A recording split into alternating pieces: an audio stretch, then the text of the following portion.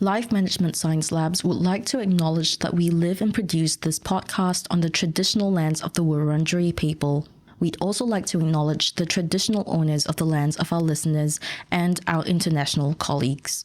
We'd like to pay our respects to their elders, past, present, and emerging.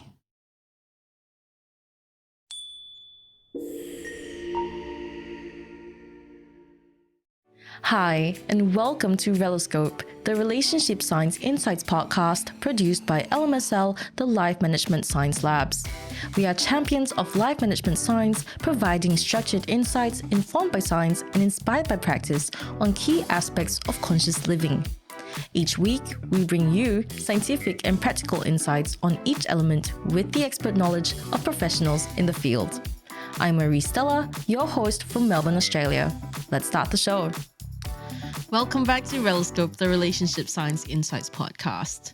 Love is a near universal human experience, yet it's incredibly varied. We've all likely pondered the question, is love a force of nature, a cosmic alignment of hearts, or perhaps something more constructed? So in this episode, we're speaking to Associate Professor of Philosophy and Gender and Sexuality Studies, Georgi Gardiner, who is also the brains behind the article, Are You Really in Love? How Expanding Your Love Lexicon can change your relationships and how you see yourself on the conversation.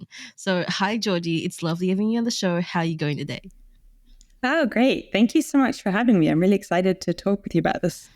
Yeah, thanks for joining us on the show. And before we begin, could you give us a brief introduction to your work as a philosopher and what you study? Yeah, so my training is epistemology. I focus in epistemology, and that's a fancy pants word for theory of knowledge. So that's evidence, belief, rationality, learning, disagreement, testimony, all the things about how we come to know about the world. But what I've especially focused on is applying that and social epistemology. So applying it to law, evidence law, legal standards of proof. And then things like rape accusations. Should we believe rape accusations? How to navigate that? Mm-hmm. And more recently, I've been working on things like the epistemology of sexuality and of love. I sort of variously apply it to different areas of life, statistical inference in science and all sorts of other applied topics. Yeah. And so how does it work when you apply it to love? Yeah, that's a great question. That's a big question. So I think I was really struck that so much of my field is about what it means, what the conditions of knowledge are. What does it mean to say S knows that P, where P can be switched out for anything? It could be what the film starts at 6 o'clock. The film is Honey, I Shrunk the Kids. That probably ages me quite well. Really just like we have these obvious facts. So it's just clear what the fact is. And it's a matter of what conditions, how much evidence do we need to know the fact? And I'm really struck that some of our beliefs don't really work like that because it's not even clear what is the proposition? What do the words mean? So when you say I'm in love and when I say I'm in love, do we even mean the same things by that? Or do we have different meanings of the word love? And so it becomes this like much more complicated and confusing thing where it's not just a matter of how much evidence do you have? Mm-hmm. It can be like, what do you mean by love? What other words do you have in the neighborhood of love? Yeah. And so on. Yeah, because it's a really subjective matter. Like, how do you know that you're in love? What does it mean to be in love to you?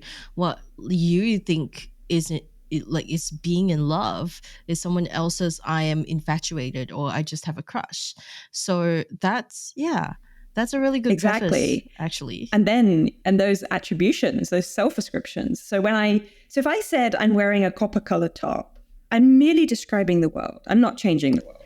Yeah. But when I say I'm in love, I don't really describe the world. I change the world because I change how I am valuing my feelings and interpreting the relationship and so on. So it's a very important kind of belief. It's just a very confusing and difficult one. Yeah, that is super, super interesting. And it serves as a great preface for our topic for today. But before we go further into detail, I'd love to get to know you better. So this is Have You Met Georgi? And the first question I'd like to ask you is, what do you like to do in your spare time? I'm a circus performer. Oh, wow. Yeah, so a lot of different circus activities, especially the up in the air ones. So trapeze, that's the kind of bar hanging from two strings. And then lyra, which is the circle. hanging in the ceiling. It's like a hula hoop, but it's in the ceiling. You hang off. Pole, like just like a stripper pole. But I also have one on a rope, so it swings around while I do tricks. Acrobalance is the climbing on people one. And then I also do fire spinning, hula hooping, stilting, a lot of different circus things. That is so incredible to me. And it's so funny because I think just a couple of days ago, I was searching for someone that we could interview about multitasking for one of our shows. And one of the things was like one of the ideas that came in my head was like, people, circus performers, jugglers or something like that seem great at multitasking. Maybe we should ask them, but like where could we find one? So yeah. What can you say about sorry. Yeah, what can you say about that? About multitasking with your like Yeah, I think it's funny. I have like a lot of interests and activities and commitments, and so I keep really busy. And so I do think about multitasking a lot. And one thing is I listen to a lot of podcasts because that's a way to kind of make sure that I'm walking some every day, but also learning, or, cleaning or cooking, but also learning. So I'm a huge fan of podcasts. And then also when I spend time with friends, we're very often doing a thing together. So like my friends and I will come over and we will like we're just going to go to a restaurant or something like that, or go to a film. We're like, right. Well, we need to build some shelves. Let's build some shelves together, like that kind of thing. Yeah, like an actual, like you're actively working on something together, and it's a little bit more meaningful than getting coffee and talking, which has its place. But when you're actively working on something, it's kind of a different way of bonding as well. But circling back, and sometimes the conversations can be more intimate actually, because if you go for coffee or go for a restaurant, it's quite a social script. It's like, here's what we're going to talk about because we're in this social situation. Yeah, and you're more aware. If you're doing something like repotting your plants, then that's a whole level of intimacy where you're sitting on the floor, and so maybe the conversation becomes a lot more intimate. Intimate in the sense of talking about the emotions. Yeah, 100%. You're less aware of that like social construct, and you kind of like let your wall down a bit, and you just say whatever actually is on your mind, rather than like, oh yeah, I'm doing good, and like seeing like being. Anyway, but circling back to the circus stuff, when did you start doing that? How did you find your interest in that? I grew up in the countryside. But there really was just woodlands, rivers, very beautiful. And I climbed trees. I love climbing trees, and I love climbing people. And I just never wanted to stop that. And I love that. So I think like it was just like a way of just continuing to. And I still love dancing in the trees. So seeing tree climbing as a form of dance. That's amazing. Oh my gosh. I grew up in like a very urban area. So like I was brought up by one of those families where like if you climb trees, then you're considered a delinquent.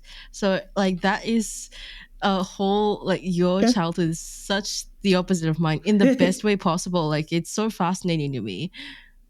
Yeah, and actually I think we'll get onto this. It's like what counts as kind of delinquency, what counts as rebellion, and I'm fascinated, and hopefully we'll get to talking about some of this, of the virtues of the maverick. So the rebel who's not a uncooperative rebel who wants to like wreck what's there, but rather just somebody who thinks differently, kind of thinks outside the box. And so they're like rebelling from social scripts, but they're kind of being virtuous while doing so, and how to carve out those virtues of the cooperative rebel, the cooperative glitch in society. Yeah, 100%. And also in most, like a lot of these rebels are rebelling against things that are created by society in the first place. They aren't like innate to us as humans. So it's really interesting to like label like, okay, anyway, before we get further into that, because I'm sure that we'll talk a bit about that later on during the interview, but you did mention that you do like to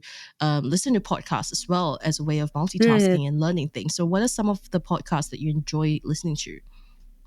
I absolutely love Hi-Fi Nation, which is a philosophy podcast. It's really engaging. It's a story-based philosophy podcast, and I can't recommend it enough. Barry Lamb is the host. I listen to on my website, actually, under resources for students, I have a list of philosophy podcasts. Another one that I really like is Philosophize This. But I have a big list of philosophy podcasts. I love Radiolab. I think that's brilliant. It's so well produced, so engaging.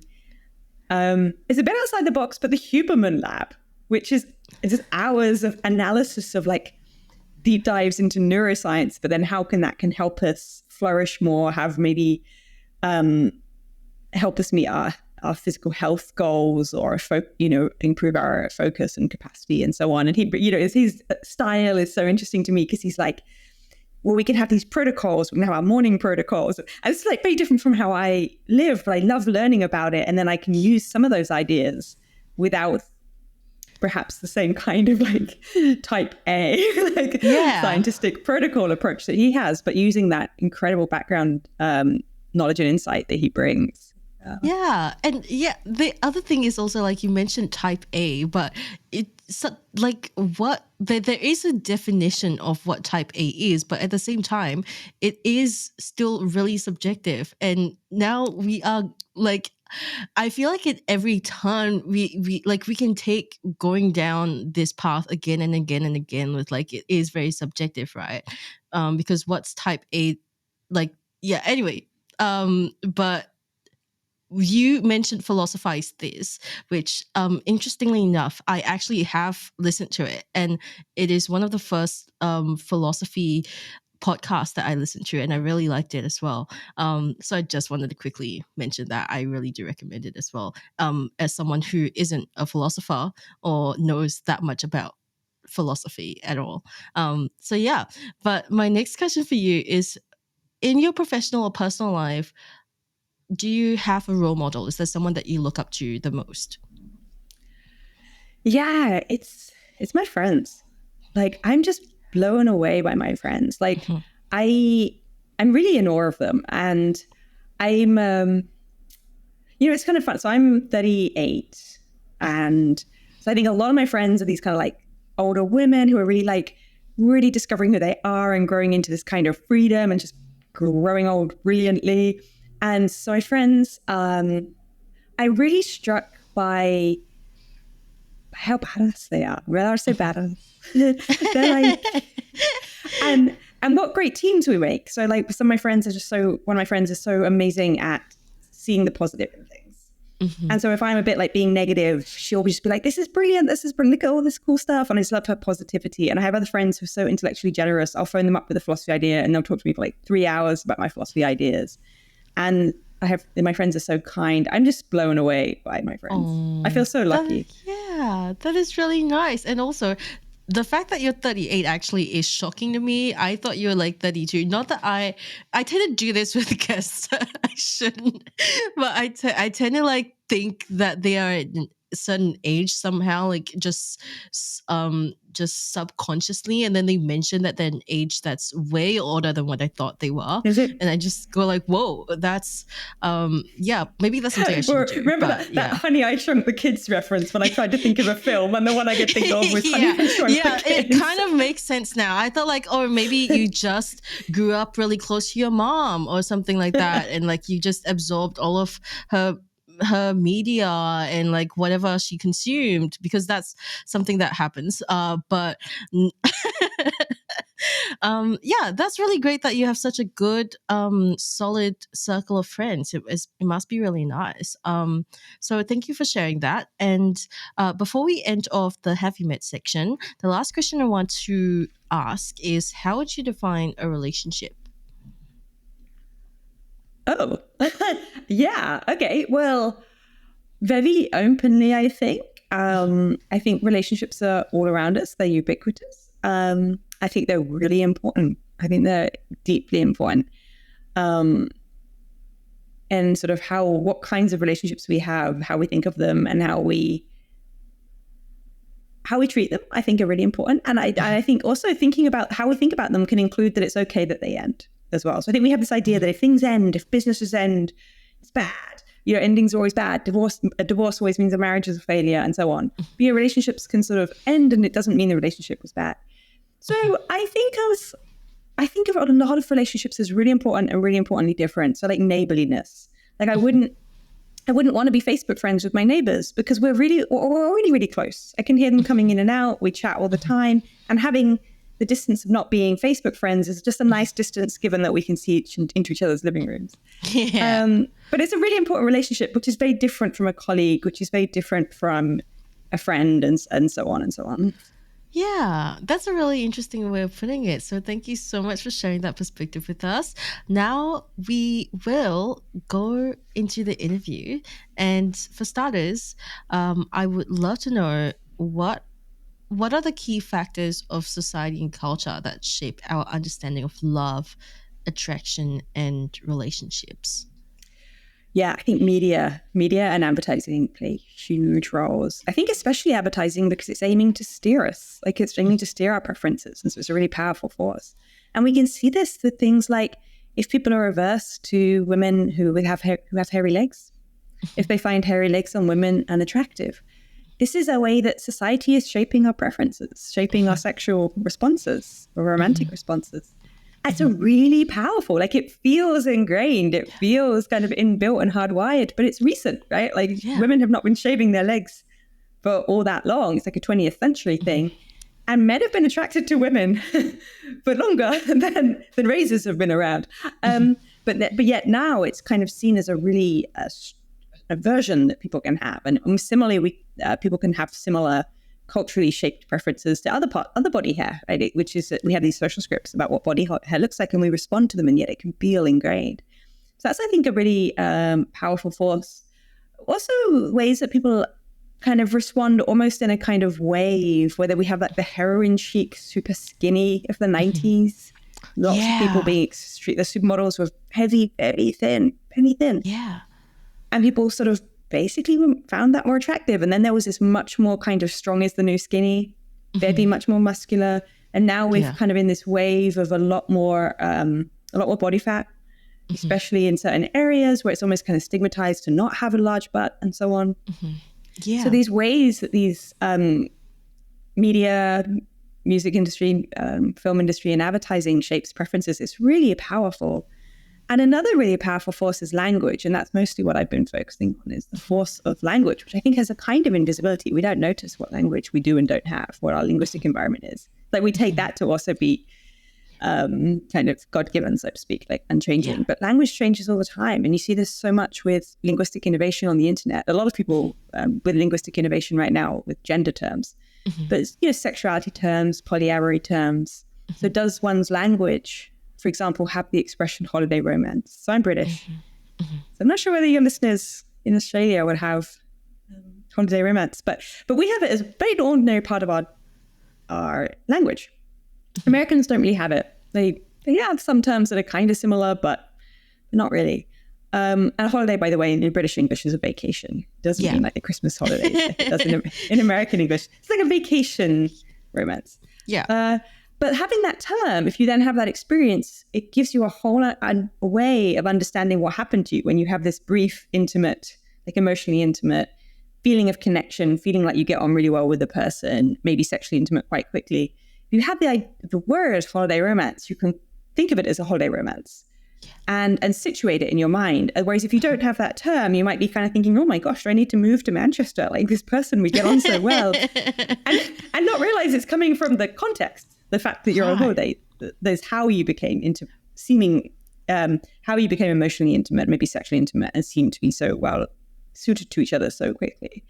And so similarly, we have all these terms evolving and changing. Like there was this term when I was growing up, bi-curious, and people don't really use that anymore. And then there was metroflexible, heteroflexible, all these other kinds of terms. And now just a lot of people just say they're queer. And I think this can change our self-conceptions, which can then in turn change our actual experiences of our attractions, which can then in turn change our sexualities. Right. Yeah. I think with the holiday romance for Americans, I think it's summer fling. Just from, I think, listening to Taylor Swift songs, I've heard summer fling, summer fling, summer fling. So like, I think that's what it is, but I'm not sure what the term is for Australians. I don't think I've heard one yet, but potentially I think holiday romance is kind of like, that's kind of self-explanatory, isn't it? But maybe that's just from like, just from like a knowledge of like, well, this happens. But if someone doesn't know that this is something that does happen, then potentially they're like, what is a holiday romance? Like, is it like only during Christmas time because it's more romantic and like it's winter? And well, not here, but that's besides the point. It's interesting that you bring up labels. So how do you think the existence of labels also affects what our experience is with love? Yeah, I think it has a lot of effects. It affects various aspects of our self-interpretation. So it directs attention. Labels can direct attention, and it's a kind of sense making. Like, oh, that's what it is. So, for example, do you have the term in your lexicon, in your vocabulary, occurrence attraction? So, occurrence attraction is like a friend crush, which is also known as a squish. It's wanting to be better friends. A lot of people do not have that term. Oh, and so if I they call it have, like, sorry, yeah, I call it like platonic crush. Yeah, platonic crush, yeah. And a lot of people don't have the term platonic as well, actually. Yeah. So, yeah. Okay, yeah. So occurrence attraction or a squish. And so for people that don't have that term, if they suddenly find that they're like often thinking about their friend, they want to phone their friend more, they kind of get a bit jealous of other people's closeness to their friend. They kind of they keep wanting to bring up emotional topics with their friends and kind of get a bit, deep emotionally. Given our cultural scripts don't really have that idea of occurrence attraction, the word is not well known. People might then confuse that with having a crush, like having a more orthodox romantic or sexual attraction to their friend. They might think, well, therefore, what I want to do must be like hold their hand or kiss them or go on dates or be exclusive. Like I'm feeling envious, therefore I must want romantic exclusiveness and sort of mistake it for a crush. Whereas if they have the term occurrence attraction, they can understand it that way. I think these terms also affect how we value the feelings too. And I think one sees this a lot with the limerence discourse. So limerence is another term that is not well known. It's often misused when it is used, actually. I'm not in general prescriptivist about language, but a lot of people use the word limerence to mean the glowing excitement of new relationship energy, basically. Like when you're first excited about a new person. But the person who coined the term which is not that long ago, it was late 1950s. It was like a neologism. She coined it out of thin air. So dispositive about its meaning. She was clear that it does not mean that. It's instead this other thing, like an obsessive infatuation and attentional addiction when you can't stop thinking about the person. And she describes in her book that some people, it's basically 100% of the time you're thinking about the person. You think about other topics via thinking about that person. So it's kind of like the idea of the person takes over your mind. So if you walk into a new shop, you don't think, these are nice objects. You think, oh, how would so-and-so like these objects? Yeah. And I analyze that as an attentional addiction. It's like when your cognitive rut, your dopamine hits have created an attentional addiction, an addiction not to the person, but to thinking about the person. Yeah. So having that term limerence then causes a lot of people to rethink, well, how should I think about this thing? Because people think of love as good. Maybe obsessive infatuation in some ways can be kind of bad, like as its connections to things like stalking and mental health. But then what is the valence of limerence? How can I better understand limerence? Some people want to categorize limerence in the DSM, which is the kind of list of official mental disorders in the USA. Oh, really? Oh, yeah, there's some. I didn't know that at all. Yeah, I thought it was like kind of a, well, I wouldn't say condition, but more of like something that certain people with some kind of mental disorder might be more prone to, but it can be something that anyone experiences. I thought that's what it was. Yeah, there's definitely debates about how common it is and how many people in the population have ever got it or frequently get it. Some people seem to get it quite a lot. But there's also these debates about how to taxonomize it. So is it a kind of love? Is it incompatible with love? Is it sometimes love? And is it sort of unrequited love? Because often if you get into the relationship with a person, the limerence fades. It's a kind of, it's an added distance kind of a feeling, and contact with the person can cause it to end. And so there are a couple of researchers, and they've argued to put it in the DSM, have it categorized as a mental disorder.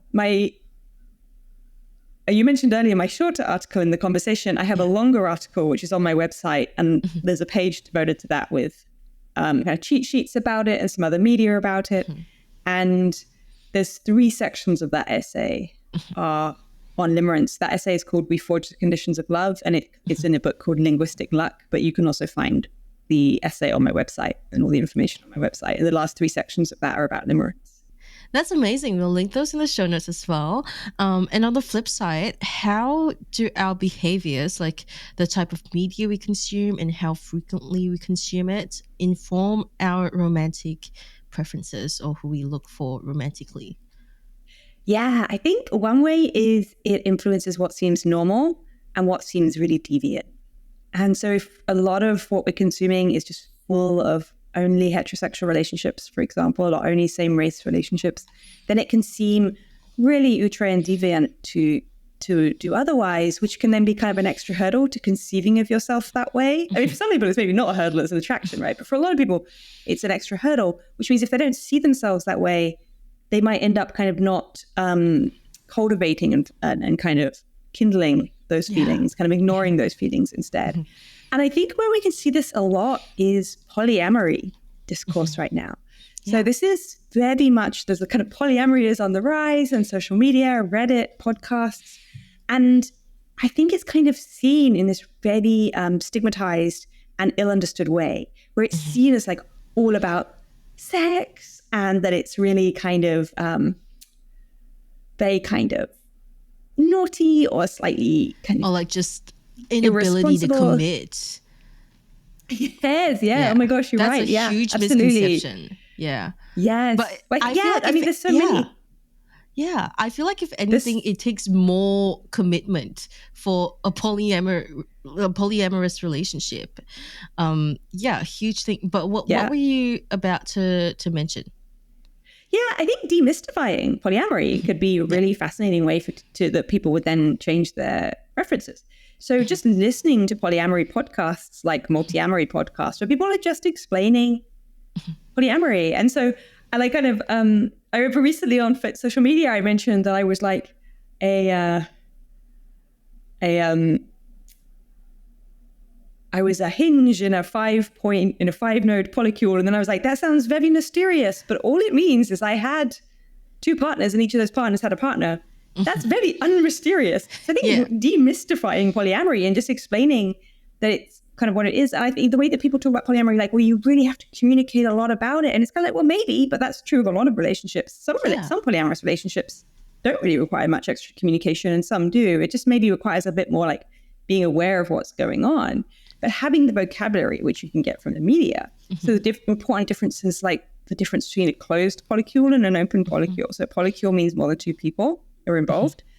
Closed means that those people are not then also sort of free to date other people, be sort of romantic with other people, sexual with other people. It's a little bit like a standard monogamous 2-person relationship, except there's more than 2 people. Whereas an open polycule is a bit different. That's when the different people might also date other people, maybe having to sort of pre-clear it, maybe not. And then that brings in these other questions, with respect to things like sexual health. But just having that important vocabulary in open and a closed polycule, because they're extremely different from each other. And sort of understanding that some polyamorous relationships are casual, some are serious, and all ways in between. Yeah, and a huge part of that is also like, in order to deconstruct whatever misconception that you have about polyamory, a huge part is recognizing that anthropologically, the monogamous relationship is a pretty new thing. It's relatively modern. Like, that's a huge societal construct. So polyamory isn't actually even that odd or weird, or it's actually very innate for us to be polyamorous. Absolutely. And I think, sorry. No, absolutely. I mean, the way that people take these things, like the shaved legs example, or the hair, but so many things that we take to be kind of default, and that variations from that would count as naughty or deviations, but are actually very recent, social constructs. And one of them is marrying for romantic reasons. Things like wedding vows including a wedding vows being a recent construct, but the idea that you then that when you get married to somebody, you promise to love them forever, very recent. It seems like an ineluctable, inevitable, eliminable part of what it is to marry someone. But the whole social script that we should structure our domestic life around love, that love should be a romantic love as opposed to, say, a love of friends or family. It should be monogamous and 2 people, and forever, and have that kind of the emotional intimacy and sexual intimacy kind of go together in this kind of relationship hierarchy way, a relationship escalator way, and that if it ends, then that means it's a failure.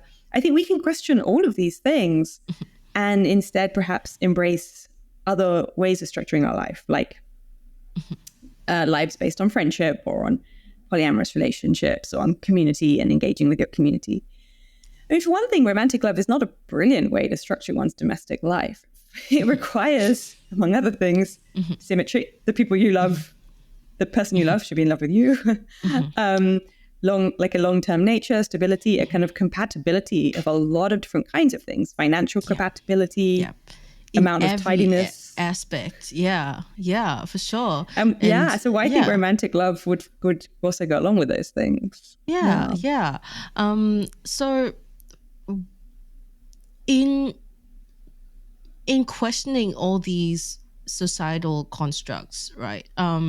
It's not going to be an overnight effort. It's probably going to take a while for people who do want to question that societal influence on their romantic preferences. So what are some ways for them to go about doing this? Are there any prompts or any kind of self-reflection that they should be doing? What are your thoughts on that? Yeah, it's a great question. I think one thing that can be really empowering is to think of our preferences as mutable. I mean, not entirely, but somewhat. So consumerism, so capitalism, tells us that our preferences are fixed. They're kind of innate, inbuilt. And so if there's a mismatch between our preferences, what we want, and the world, we have to change the world to match our preferences. So like, suppose you want a red sports car. But you don't own a red sports car. Well, there's a mismatch. How to fix it? You can't change your preferences, they're fixed. So you have to change the world. You have to buy a red sports car. That's the kind of consumerist model of how to match them up. But there's this other way to match them up, which is to change your preferences rather than changing the world, and kind of tread lightly upon the world, not make those changes in the world, like buying a lot of stuff. And so this raises this question, how can you change your preferences? And I think, so we can't fully, of course, but I think there are certain ways that we can. And part of it is really understanding how much our preferences, or appreciating how much our preferences are shaped by our culture. So taking food as an example, when people are like, I couldn't possibly give up bacon, couldn't possibly give up meat, I couldn't possibly so-and-so, I have to eat my fries, McDonald's fries or whatever. And I think a lot of these preferences, it's like we're disempowered if we see ourselves as having to have these things. Yeah. When in fact, a lot of them were just introduced to us by our culture and by especially capitalist forces and consumerist forces. And so instead, this happened, I was eating a lot of fruit, I have very healthy eating habits. I was eating too much sugar because I was eating so much fruit. Yeah. And so my physiotherapist was like, you've got to eat less fruit. And I really didn't want to because I like fruit a lot. But what was happening is I noticed that I was eating a lot of fruit at breakfast. And then I was kind of eating a lot of fruit in the evening. But the fruit in the evening was more like, I just had lower willpower. I was just sitting eating my fruit, And I realized I had a lot of willpower in the morning. And so what I started doing was just cutting out the morning fruit by changing my interpretations of what counts as breakfast food. And so I would change my habits, change my attention patterns, change my expectations. And expectations is really key here. When you wake up in the morning, what do you expect? In our culture, we expect sugary foods, sweet foods. But now if I had something like a piece of fruit in the morning, it would feel way too sweet. So I've trained myself to want lentils in the morning and vegetables in the morning. Yeah. So that's kind of a strange example. And then there's the question, well, how much is that? Okay, that's food, right? But like, what about romantic and sexual preferences? How fixed are they? That's a great question. I can't just tell you. I wouldn't, even if I could tell you about my own experiences, I would not expect them at all to be kind of generalizable to other people's experiences. But I will say, but in my longer paper, the We Forge the Conditions of Love paper, I mentioned this person who thinks as man. I invented this man, but like, I will think of men. We do that in philosophy. We invent these doctors. I will think of men as graceful. So my son can think of them as beautiful. So his son can fall in love with them. So the idea is there's this range. It's a kind of Overton window. So an Overton window is a political term of what is socially acceptable. What kinds of things can you raise? So you can't just say to America, no guns whatsoever. That would be beyond the Overton window. But there's some things that might be within the Overton window, like not having automatic. You can't buy, not being able to buy automatic rifles without a 2-day cooling off period, something like that. So changing the Overton window of what one is attracted to, with the thought is over generations that they might influence demographic patterns over generations, not changing your own sexual preferences within the course of your lifetime. Yeah, that's really interesting. And I think like a huge part also about like with the cultural discourse, right, and how it shapes our romantic preferences, there's this like collective belief that happens in some circles of culture, probably maybe even like majority of them, that we don't necessarily realize that they are collective beliefs because we are in it ourselves, and it's hard to recognize that when we are right in the middle of it. But yeah, it's a really interesting concept. Would you be able to describe what that collective belief is and how and its role in shaping our preferences? Yeah, it's so I think one thing that is really important is cultural scripts. Like, what do we count? What counts as the default? How do people default behave? And then what counts as a kind of deviation from that? And I think that can be extremely influential. And our language affects what's seen as natural. What do we not have words for? And what do we have words for? And when there are words, what are the terms that everybody knows? So we probably have like a lot of different words to explain dating behavior, for example, of just kind of ordinary dating behavior. We probably don't know that many words for, say, kink behavior. Because one of them is seen as really mainstream and normal, and the other one is seen as really abnormal. And so I'm just absolutely fascinated by just learning words, just like learning what words do people use in the kink community, for example. But I think that gives us a lot of information, is what do we have words for, and what those words kind of suggest is what is normal versus what counts as rebellious. Yeah.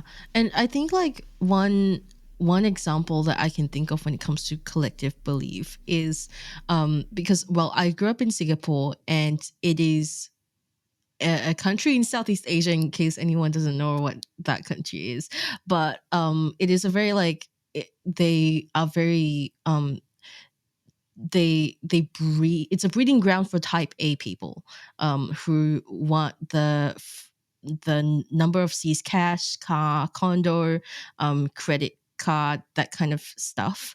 And also follow very like strictly follow that like culture of we have to get married.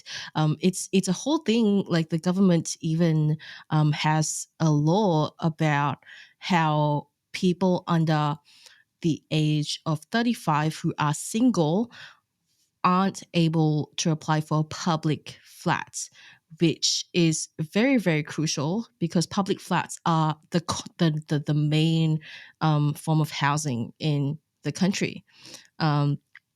So with that law in mind, yeah, like marriage is huge in that country. And I didn't realize how much the entire country prioritized marriage until I moved to another country and realized that, it is way less essential here, and that the culture in Singapore is very much like the reason that people keep asking you if you're getting married isn't because marriage is important by all accounts, it's because marriage is important. Like, this country firmly believes that marriage is important because of all these different collective beliefs, which is really, really interesting to think about. So what are some of, what are your thoughts about that? No, I think this is great. And this has actually come up recently in my work on divorce and about how we have these cultural scripts about how divorce equates to a kind of failure. So I recently separated from a 12-year marriage. And I was really struck by how many people just knee-jerk response was just like, oh, that marriage didn't work out. That marriage was like assuming it was a bad thing that the marriage happened. Another thing I noticed, by the way, is that the women, a lot of people were just like, oh, great. Like, meaning like, congratulations, which is really interesting. Like, it's kind of the second wives club of people being like, isn't it lovely? Because they lived through it and they're like, oh, good for you. It felt like a little mini culture of people who had this kind of experience that was different, that departed from the normal cultural scripts of like, oh, I'm really sorry to hear that. But we're still like, brilliant, welcome to your like the next part of your life.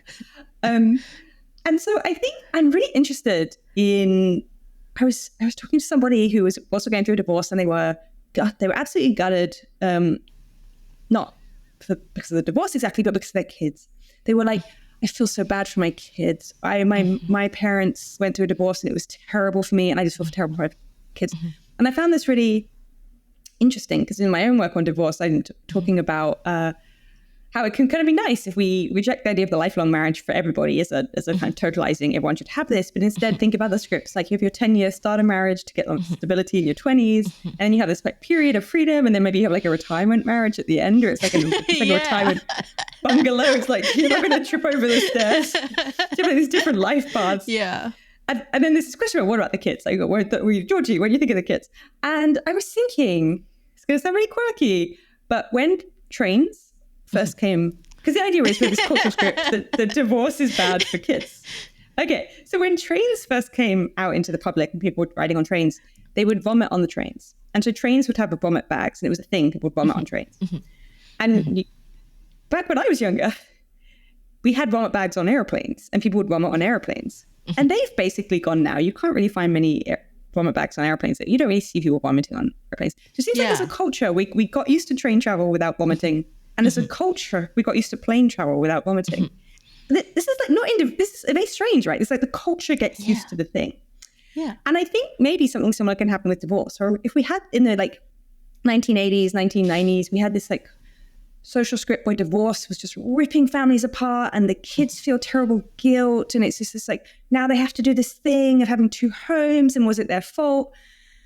And maybe we've now kind of gone through that, where now kids can kind of breeze through divorces more because our cultural scripts have changed about what it means, and that now kind of families and kids, there's more like infrastructure to look after those situations. And I'm really struck actually at the lack of infrastructure in many ways. Like, I'm trying to now separating our bank accounts. I have to like individually change every billing to my new account. I'm thinking, I'm not the first person to get divorced. Like, why isn't infrastructure where the bank can just split all of our direct deposits in one phone call? But instead I have to phone every single, provider of the internet, provider of the phone, provider of the electricity, and so on. But sort of understanding our social scripts as being ready to absorb and ready to kind of to just like have as part of its natural ordinary life paths, divorce, and to absorb it in that way. Yeah, I completely metabolize it. Yeah, I completely see what you're saying, and I think we're actually witnessing some of it right now, where like it is a bit more normalized than it was in a decade ago to be divorced, and there are a lot more people coming out now with resources for divorcees, and I think at some point in the future, we will probably see what you mentioned with the joint bank account, like separating it. We'll probably see that being a bit more convenient, and that will be the sign of the times of like, this is, divorcing is going to be easier because it's a bit more common. I I think that divorce, like people should normalize divorcing. Like obviously not just being like, I am leaving you without any explanation whatsoever. But it's like if call a spade a spade. If it's not working out, it's not working out, and your kids are probably better off not having a single house where your parents are fighting a whole bunch and being upset. So I think like that's another reason why divorce is becoming increasingly common and normalized, is because people know that in order for their kids to be happy, they have to be separated.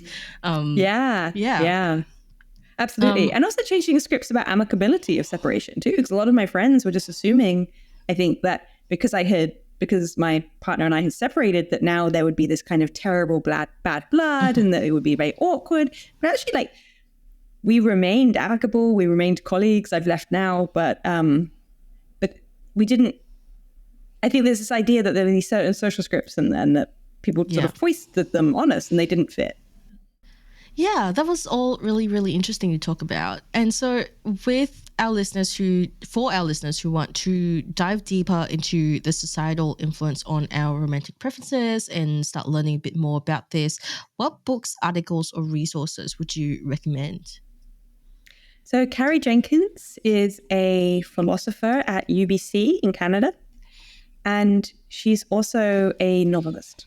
And she writes really interesting, thought-provoking books about love, and so including polyamory. And so she questions, for example, this assumption: well, how is it that it's morally okay, seen as fine and not stigmatized to date multiple individuals over time, but as soon as you date multiple individuals at a time, it's suddenly seen as terrible and more immoral. So these kind of really interesting insights about love. So I recommend Carrie Jenkins's work on love.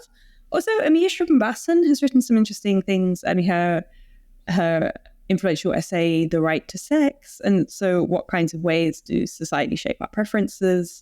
And when we have kind of sexual needs or preferences, should we have expectations that they're going to be satisfied, and how to understand that? So very interesting work. Amir Shrubhambasan, very fascinating public philosophy. So that's what I would recommend. I also just generally recommend, when one is, say, reading a novel, thinking, or going through life for that matter, what words do I not have that would help me describe what's happening? Yeah, and that's why like learning about linguistics is so interesting as well, because they like you get a wider perspective on like what you don't know, and you get an idea of what might be common language in other cultures and other parts of the world. Yeah. But that's Yeah. And actually my essay, We Forge the Conditions of Love, that I mentioned, is an absolute reservoir of words. There's a whole section just called In the Neighborhood of Love, and it's just a bunch of vocabulary, basically, which is amazing. I really nerded out. I was like, what is this word? I've never heard of this word. What is this? Yeah, I love that. That's incredible. We'll have to mention that in the show notes, definitely, for sure.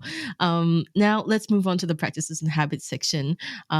So what is a habit you recommend practicing to reflect on societal influence on our romantic preferences? I think you did mention something about like questioning anything that like romantic that we read, and thinking about that. But is there anything alongside that you recommend doing? Yeah, this is going to sound very left field, but my current essay that I'm currently working on is on tarot. So it's hard to miss, but there is a huge surge in tarot use at the moment amongst especially the young, marginalized, gender minorities. A lot of kind of claiming of tarot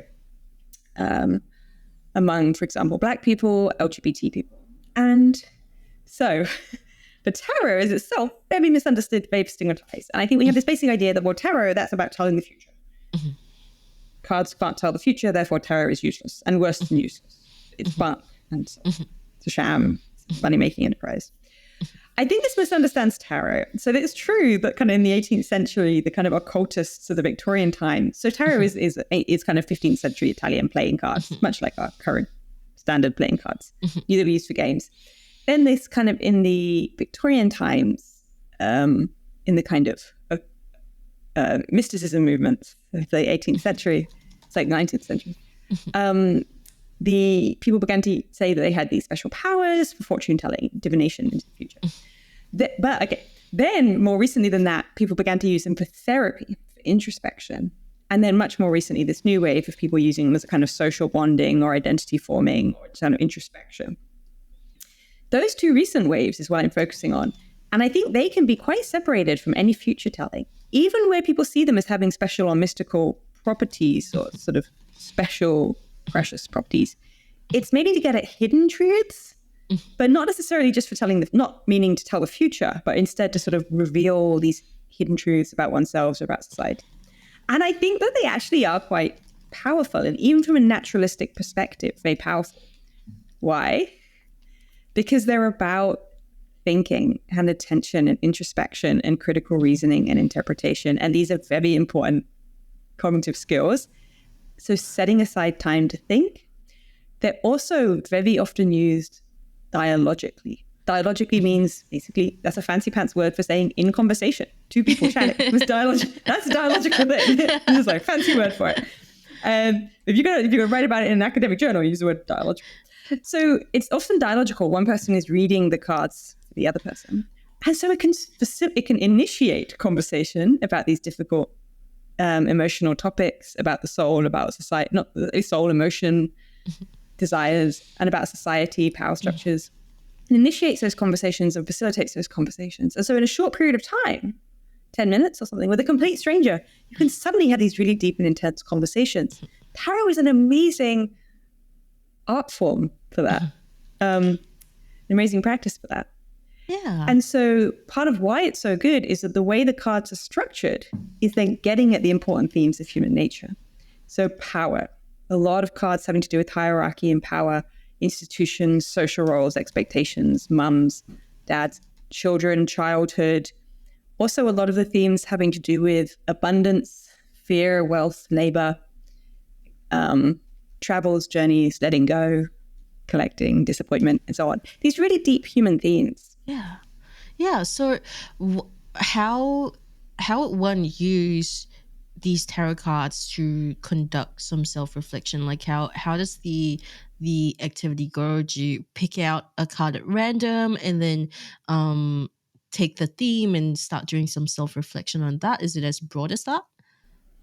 Yeah, I think I'm very liberal about these things. I think basically people can do whatever works for them. Mm-hmm. And so I think hard and fast rules are great if they work for you. Yeah. Otherwise, don't use hard and fast rules. And so tarot cards have orthodox meanings, which can help. So tarot cards, the deck, there's two kinds of cards. There's the ones that are, they're called the major arcana, but they're things like the emperor, the fool, the magician. They have certain meanings. And then there are these other cards that basically have a very similar structure to playing cards that we know of. And of those, they all have kind of certain meanings. So for example, this one is the pentacles or the coins. Those ones, the ones with the circles, they refer to material possessions, for example, or worldly concerns, including maybe health, like food and so on. And so you can reflect on your relationship to those things.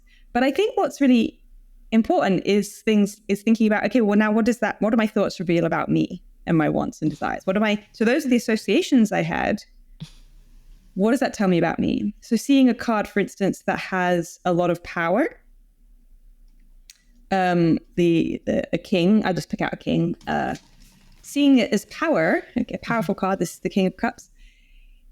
Do I associate that with power with bad, and power with good? Do I see insecurity? Do I see generosity? Do I see somebody being kind of essentially lazy and inactive? That kind of what the card says doesn't matter that much. What matters is my thoughts. Like, what does that tell me about what I'm currently thinking about power? Am I currently disappointed in power for being inactive in the face of certain problems? Am I intimidated by power?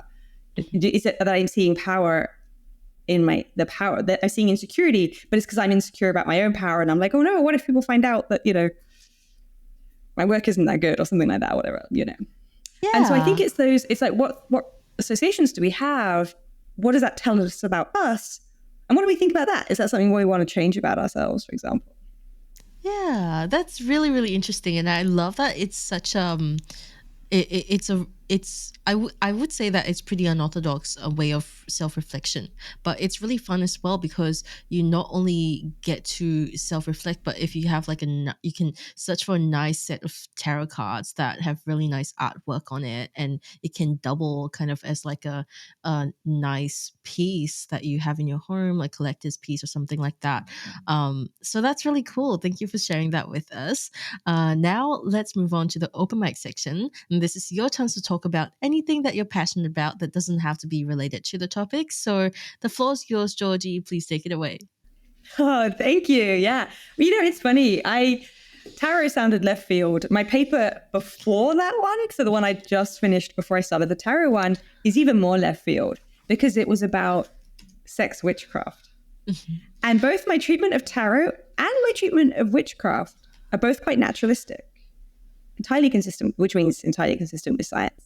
Mm-hmm.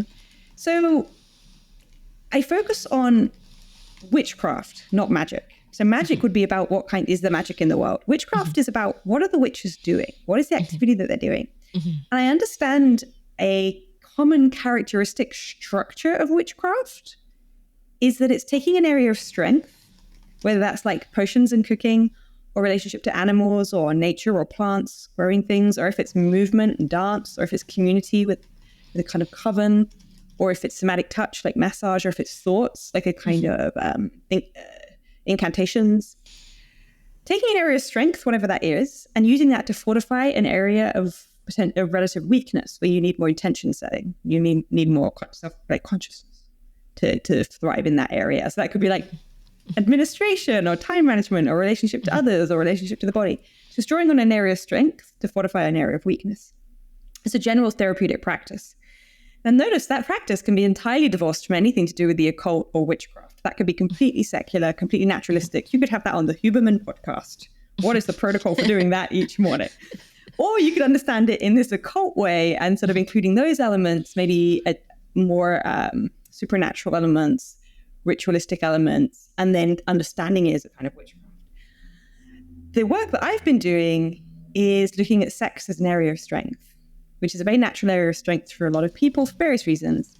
High sex drive, or capacity to orgasm, or being in a loving relationship that it expresses itself with erotic feeling, all kinds of other reasons why they could feel empowered during sex. And so talking about ways that sex could be used for this kind of therapeutic project, which again could be divorced from witchcraft, but I analyze it through the lens of thinking about witchcraft. So this I've been really interested in, but I've been particularly interested in the area of strength as community and friends. So I've mentioned a couple of times, friends come up a couple of times. And so seeing friendship as an area of strength and community as an area of strength, which I then use to fortify other areas. And so how do people gather? What are the ways of gathering? How can people gather better so that they're kind of even better for each other, like helping each other build the shelves that need to be built or plant the plants that need to be planted. That was a tongue twister.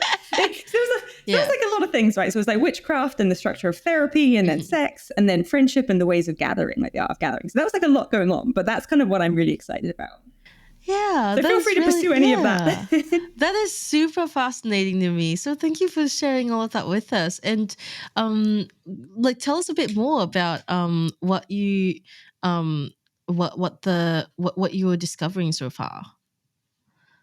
Do you want me to hone in on any particular part? So there was the therapeutic structure, the sex, witchcraft specifically, the ways of gathering. Which excites you the most? I'm very interested. It feels connected but different, and I'm very interested in a lot of different parts of that. So the sex witchcraft essay, that is coming out in a book called The Philosophy of Sexual Violence, and that will also, there'll be a copy of that essay on my website. I'm really interested in gathering, like people gathering. So this is kind of funny. I've said these really interesting things. The listeners might be like, wait, I want to be about the sex witchcraft. Georgie, talk about the sex witchcraft. And I'm going to be like, how can people gather better? But I'm really interested if they want to know more about the sex witchcraft thing, they can totally go and visit your website. So yeah. But for now, the gathering. So academics. So I'm a researcher at a university, philosophy professor, and I'm really struck by how academics gather. It's very homogenous. So we fly to conferences, very expensive, high input, they've got a high investment of money and time. Fly to these conferences, and we give talks to each other that are very homogenous. It's like a 50-minute talk where one person lectures everyone, and then there's a Q&A, very homogenous. People kind of direct questions, usually adversarial, often a little bit of a braggadocious kind of objection-based way of interacting. And then there'll be these kind of coffees, times we will sort of stand around making small talk, and there'll be these restaurants. Restaurants are often very loud. You're stuck. You're sitting next to the same person for the whole evening, which you might feel like you're kind of stuck next to them. You can't talk to other people. And then kind of go to these hotel rooms. And I'm very struck by how homogenous and limiting that is. It's not that there's anything wrong with those particular ways of gathering. It's just that that's all we do. And I'm really interested in diversifying that, because I think that there's these other ways of gathering that could suit different people or different project stages. So ways of workshopping new embryonic research that's not really ready for a 50-minute talk. Or kind of certain kinds of roundtable, or using art, performing arts, theatre games, for example, to explore ideas. Yeah, that would be really interesting. I think I've seen something, not for academics but for creatives actually, that is similar to what you're talking about with diversifying the way we gather. And it's basically this app where they match you with two other creatives, and you just go for lunch, like a picnic or something like that. And it's like no expectations at all. You just get to know each other better and hear about the projects that you're working on. And that like is very deviant from the typical networking event, or just knowing about each other from Instagram, for example. Yeah, absolutely. Yeah. So that's and really actually, and yet the interesting. going for the picnic seems really, and sitting on the floor. I think sitting on the floor is not available to everybody. But then, of course, a lot of these things are not. Like, and it's really hotel humbling. rooms. it's really humbling to try and get up from the floor. So having everybody do that, I think is a good way of lowering the walls. Like a friend of mine mentioned that they had somebody that they didn't get on with very well. There was kind of clashing of personalities, and they went to a funeral together of a mutual friend, and they sat in the graveyard and they talked, and they just got on brilliantly in this graveyard. And in the way that he was talking, he was like, I think it's partly because we were in a graveyard. Our conversation was so shifted.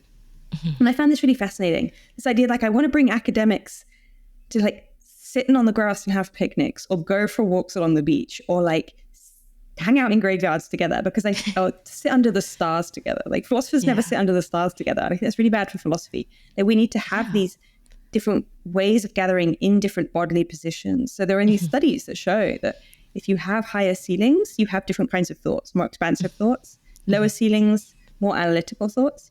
I think we need to use these kind of insights, like going for a walk together produces a different mind frame and different kinds of ideas, maybe creating new ideas together as opposed to kind of nitpicking existing ideas in the seminar room, for example. Oh, that's so interesting. Well, thank you for sharing all of that with us, Georgie.